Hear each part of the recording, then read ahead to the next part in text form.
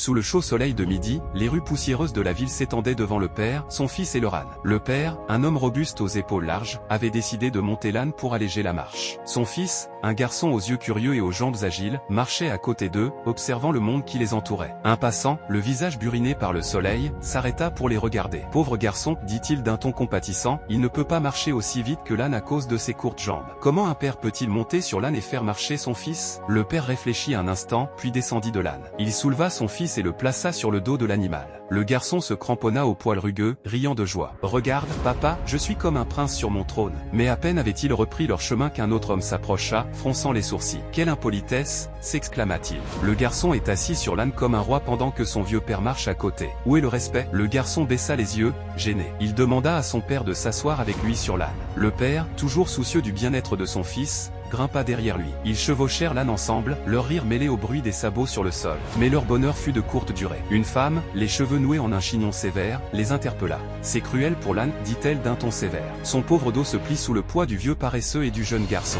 On dirait un canapé sur pattes. » Le père et le fils échangèrent un regard. Ils descendirent de l'âne et marchèrent de chaque côté de lui, tenant la bride.